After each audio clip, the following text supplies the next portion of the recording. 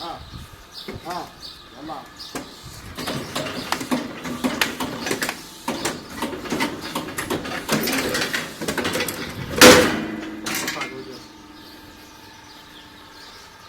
حزام سوا سوا رفعه.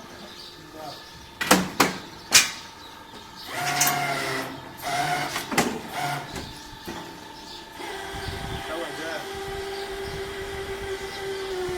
ارفع بقى دجاويل. لا بيرفع. بس ما واجب. ارفع يلا.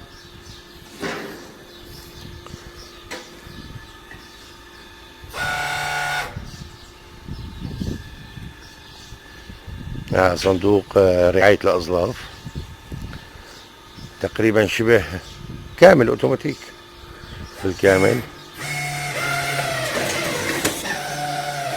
حتى الحلو فيه بيرفع القاعدة كلها على مستوى الفاحص.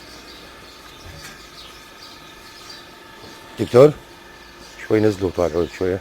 ينزل ويطلع؟ ايه بس العملية. نزل وطلع جواز الزنقة كده؟ نزلوا شوي وطلعوا مرة ثانية. شوي نزل. ما في مشكلة نزل شوي. نزل.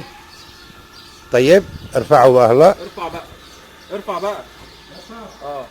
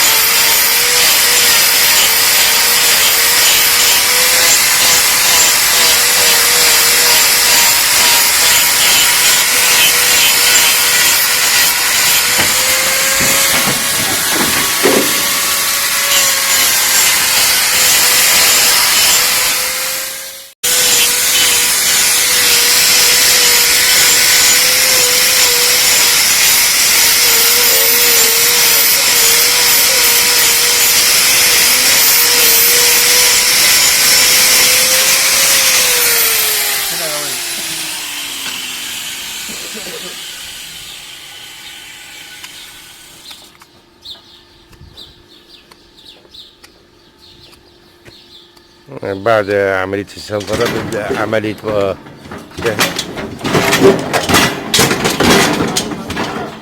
عملية تهذيب الظلف.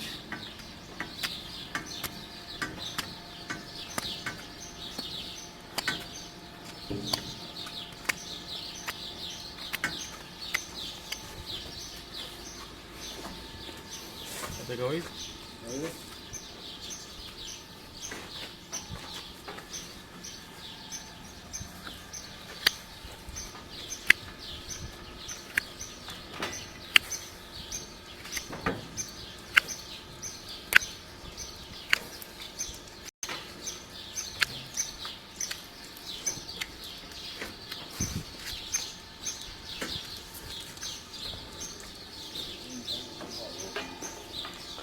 جميل جدا.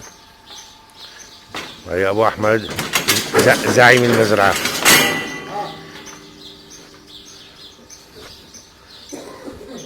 يا ابو احمد مهندس نصر قيم المزرعه من 30 سنه، عايشه المزرعه وناشئه على ايديه، خير من ادار المزارع. لا ممتازة.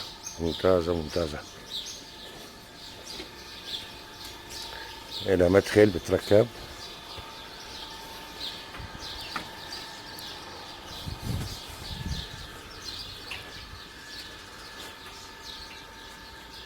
يعطيكم العافية.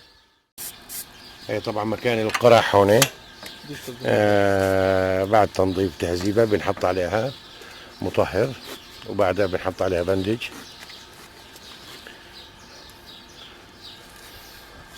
حط جويد كبر سلفيت. بالضبط بنحط عليها كبر سلفيت اللي هو كبريتات النحاس كلوكال كده. ايوه، وهي الربطه مره واحده ما بتتغير، هي تزال لحالها بعد فتره. بعد يومين ما بتاخدش اكتر من طبعا بتكون كلها خلص اتمزقت وراحت، وبيكون ادى الهيلينج مشي حاله. نزل جويد يلا. طبعا بننصح برشها ميه، بتوع المحلب بيرشوها ميه عشان الكبريتات تاخد وتدي مع الجلد اول يوم وتاني يوم بس. بالظبط، على اساس يحصل فيها اساله شوي.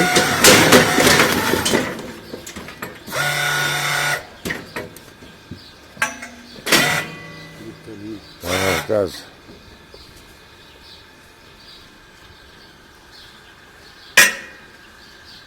اطلع تاني يا جوز يلا.